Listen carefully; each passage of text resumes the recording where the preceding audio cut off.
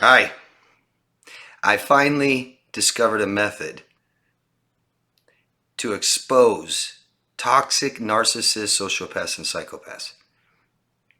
I've been working on this for years. I have other videos, ways to find out people like this, everything from their eyes, behaviors, stuff like this. But this is how you really know who someone is. 7 different things to test them on. And it will expose all of them eventually. Been working on this a long time, very long time. I finally came up with the 7 things. You find out who someone is, not under good conditions, under the worst, under poor conditions.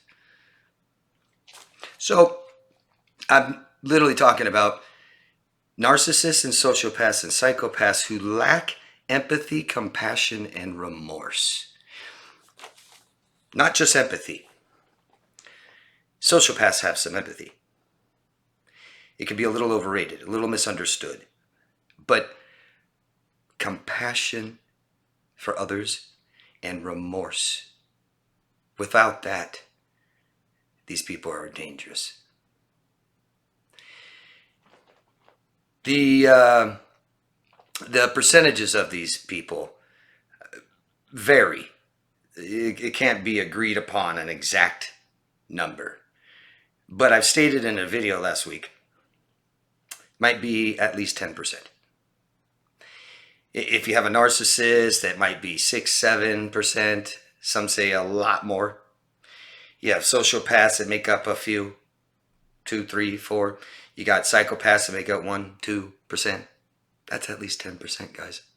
And this isn't exclusive or like way more in different countries or stuff like this. It's humans. In this country, at least 10% is at least 33 million. 33 million in the United States.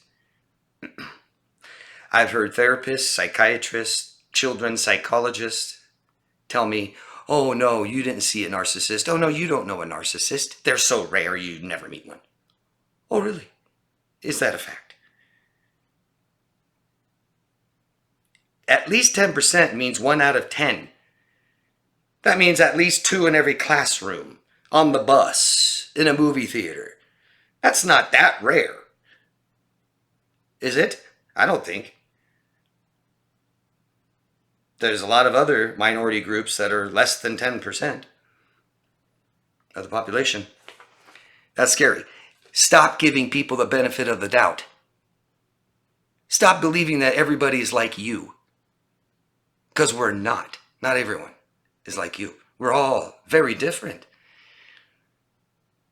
And I've given a good way to approach new relationships. I've stressed enough that values have to match. What you morally value, so does everybody else in your life to be in your life. Very important. That's your standards. These people are predators. And even though they're manipulative and fake, they have a different set of values or rules, and they will expose themselves eventually. Eventually. Just like someone will hang themselves if you give them enough rope.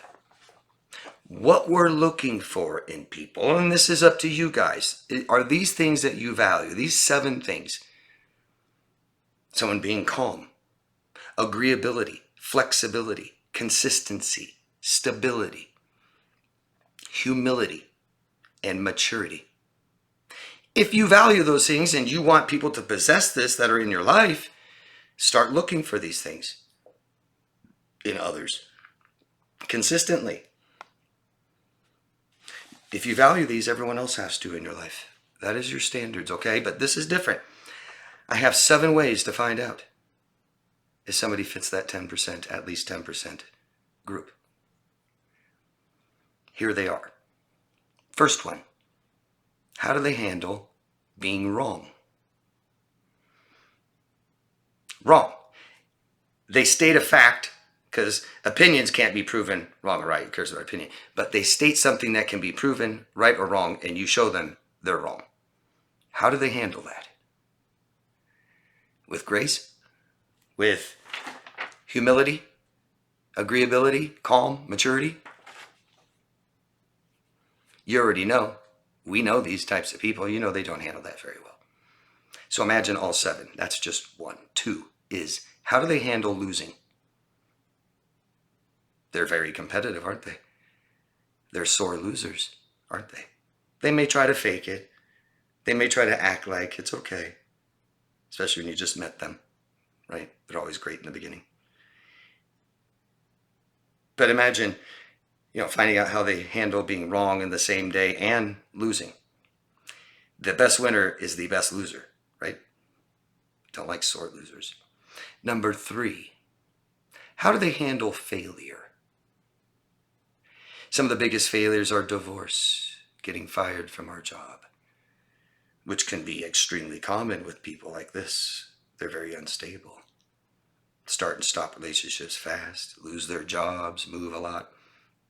How do they handle these failures that society considers failures? Number 4, how do they handle making mistakes? We all make mistakes, right? Everyone. I mean, they have to admit they've at least made a mistake. Some of these people won't even admit that. I met a narcissist a couple of years ago. This woman, she said, I never make a mistake. Never. Nope. I said, oh, you're perfect. She said, yeah. Okay. Do they handle mistakes when you bring it up to them? Do they take accountability for it? Yes, I made a mistake. Yes, it was my fault. Ha ha ha. I'll try to be better next time. Are they calm?